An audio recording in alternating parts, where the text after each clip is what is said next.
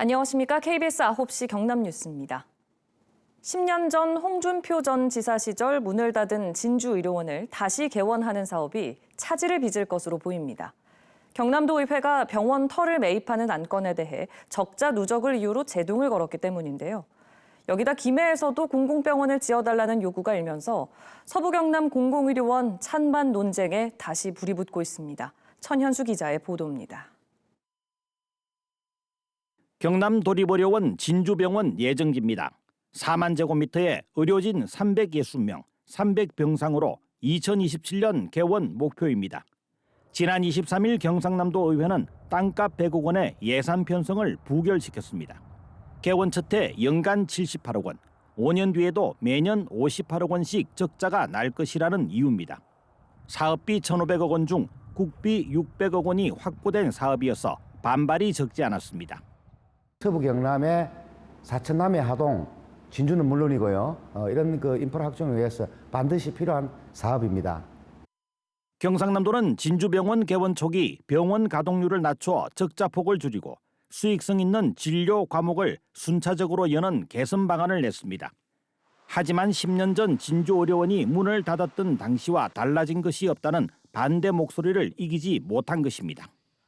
경남도 의회에서 이 같은 반대가 나오고 있는 것은 동부권인 김해시의 공공의료시설을 확충하자는 움직임이 있는 것과 상당한 관계가 있습니다. 실제로 경남 동부권은 서부권보다 공공의료가 더 열악합니다. 인구 1000명당 의사 수는 동부인 김해권은 2.1명에 불과하지만 서부인 진주권은 3.34명으로 전국 평균 2.97명을 웃돕니다. 산부인과 소아청소년과도 진주는 5.1명으로 전국 상위권입니다. 여기다 최근 김해에서는 300병상 이상 유일한 종합병원이던 김해중앙병원까지 문을 닫아 공공의료기관 요구가 더 거셉니다. 김해가 스스로 시립의료원을 사실은 운영한다는 것은 무리라고 봅니다. 그래서 도에서 지원해서 도립으로 해서 운영하는 것이 맞다. 행정 절차가 이미 많이 진행된 도립의료원 진주병원과 공공의료원이 시급한 김해시를 두고 경상남도의 고민이 깊어지고 있습니다. KBS 뉴스 천현수입니다. 경상남도와 18개 시군이 올해 8조 8천억 원이 넘는 기업 투자를 유치했다고 성과를 발표했습니다. 하지만 실제 따져보니 실제 투자로 이어지지 못한 경우들도 포함돼 있었는데요.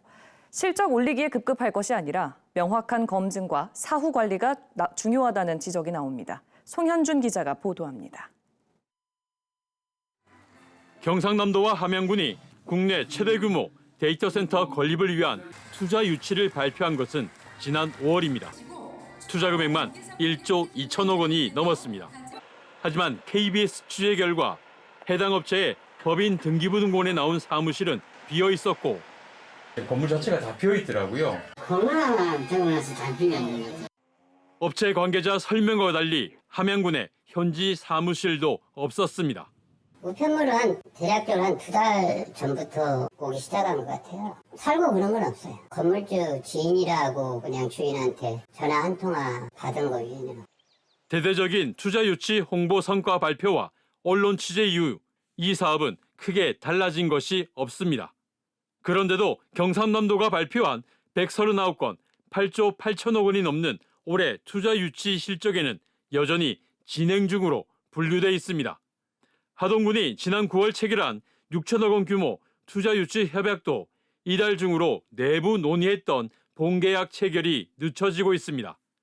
하동군 관계자는 기업 내부 사정에 따라 협의를 계속하고 있다며 사업 추진에는 문제가 없다고 밝혔습니다. 자치단체와 기업의 투자 유치 양해각서는 이행 강제력이 없기 때문에 체결 전부터 사후 관리까지 철저한 검증이 필요합니다. 행정 신뢰와 직결되기 때문입니다.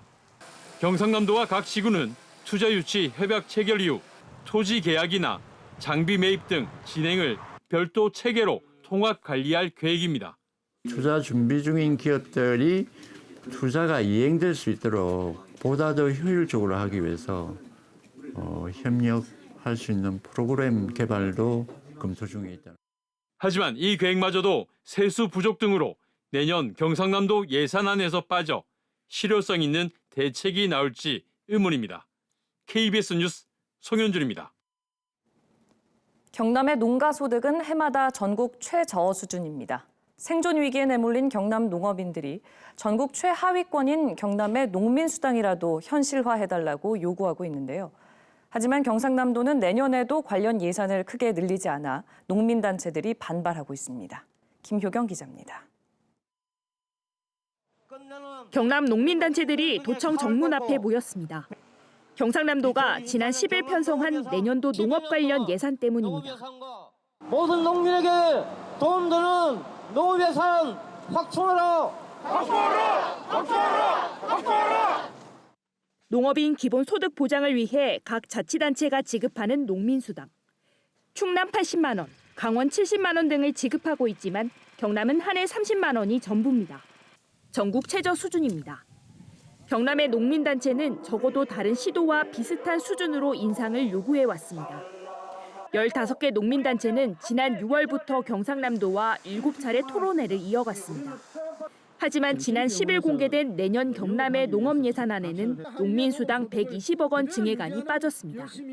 농민단체가 반발하는 이유입니다. 농민수당은 공익적 가치를 생산하는 농민에 대한 정부의 보상이라는 의미가 큰 것이라고 말씀을 드릴 수 있습니다. 경상남도는 복지성 지원 예산 대신 농업 경쟁력을 높이기 위한 투자를 늘렸다고 해명합니다. 농기계 구입 비용 지원과 청년 창업농 지원 등 4개 사업으로 전국 최하위 수준인 경남의 농가 소득을 높이겠다는 겁니다.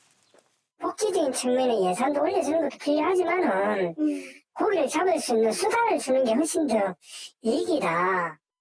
최근 5년 동안 경남의 농가 평균 소득은 전국 최하위를 맴돌고 있고 농지 담보대출 비율은 최고 수준입니다. 하지만 올해 경남의 농업농촌 예산은 전체 예산의 6.2% 수준으로 다른 시도에 비교해 제일 낮습니다. KBS 뉴스 김효경입니다. 창원 국가산단 50주년 연중기획 순서입니다. 중국에는 창원처럼 정부가 최대 공업단지로 키운 선전이라는 도시가 있습니다. 1980년 중국 최초의 경제특구로 지정돼 가파른 산업 성장을 일군 곳인데요. 그런데 이곳에 지금은 공장이 사라졌다고 합니다. 전통 공업 도시의 색을 지우고 디지털 스마트 산단으로 발돋움한 선전에 윤경재 기자가 다녀왔습니다.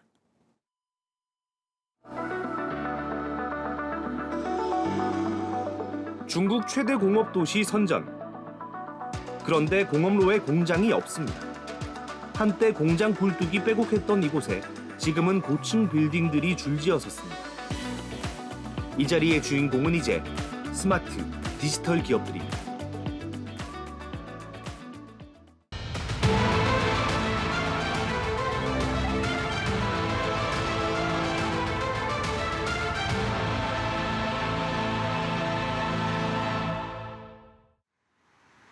빌딩 숲속 한 회사를 찾았습니다. 생긴 지 19년 된 이 회사는 직원 200여 명이 기업과 도시의 자동화 시스템을 만들고 있습니다. 1980년 중국 최초 경제특구로 지정된 뒤 노동집약적 경공업 산단으로 중국 경제 성장을 이끌었던 선전은 2000년대 들어 급격히 오른 인건비와 기술력의 한계로 경쟁력을 잃었습니다. 해답은 자동, 디지털화였습니다.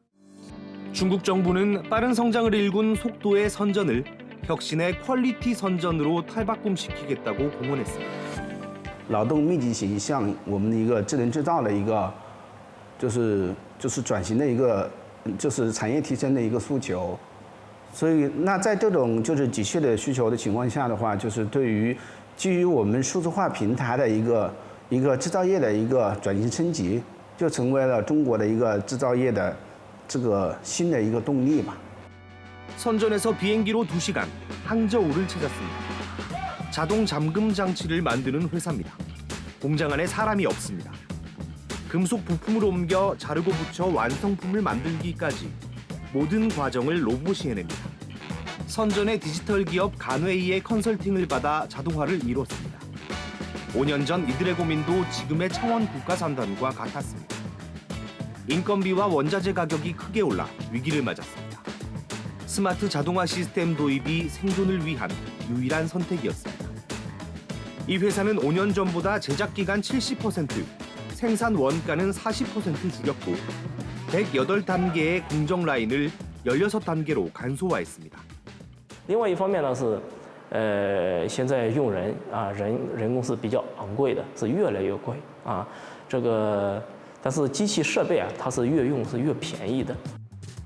디지털 생태계는 공단과 함께 도시도 바꿨습니다. 도심에서 택시를 불러봤습니다. 휴대전화 앱으로 목적지를 설정하면 알아서 달리고 핸들도 자동으로 움직입니다. 기사는 안전 상황만 점검하는 사실상 무인 택시입니다. 신용카드와 신분증도 필요 없습니다. 휴대전화 QR코드, 얼굴 인증으로 모든 소비와 건물 출입이 가능합니다. 도로와 공공시설의 혼잡도, 전력 사용량과 공기질, 수질, 가로 등의 밝기 같은 모든 생활 정보가 스마트 시스템으로 관리되고 시민들에게 실시간 공유됩니다. 이런 디지털 기반 일자리가 160만 개, 선전시 GDP의 30%를 차지합니다.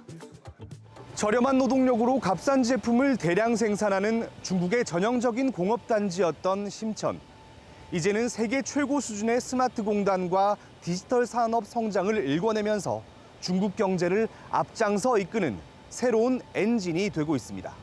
KBS 뉴스 윤경재입니다.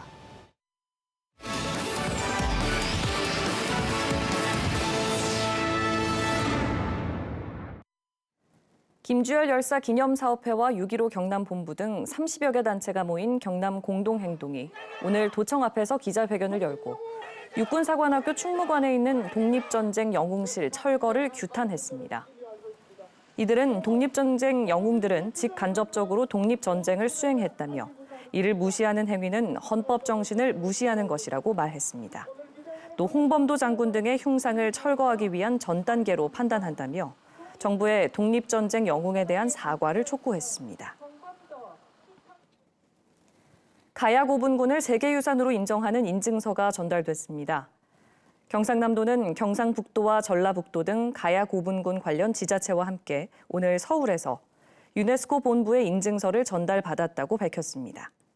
경상남도는 다음 달 말 김해와 함안, 창녕, 고성, 합천 등 가야고분군이 있는 시군과 세계유산 등재 기념식을 개최할 예정입니다. 창원상공회의소가 국회에 원전 생태계 회복을 위한 내년 예산을 복원해달라고 호소했습니다. 창원상인은 국회 예결위 등에 보낸 호소문에서 붕괴 위기를 맞았던 원전 기업들이 정부의 금융과 수출 지원 등 원전 생태계 복원 계획에 기대를 걸었지만 국회의 예산 삭감으로 우려가 크다며 세계 최고의 원전 기술과 일자리를 지켜낼 수 있도록 국회가 예산을 복원해달라고 촉구했습니다. 오늘 오후 6시쯤 창원시 대원동 천여 가구 규모의 오피스텔에서 정전이 발생해 복구 작업이 진행되고 있습니다. 정전으로 150여 가구가 피해를 본 것으로 추정됩니다. 한전과 오피스텔 관리사무소 측은 건물 내부 설비 문제로 정전이 발생한 것으로 보고 사고 경위를 파악하고 있습니다. 거창군이 오늘 롯데시네마 거창에서 거창군을 배경으로 만든 웹드라마 김치김치 특별 시사회를 열었습니다.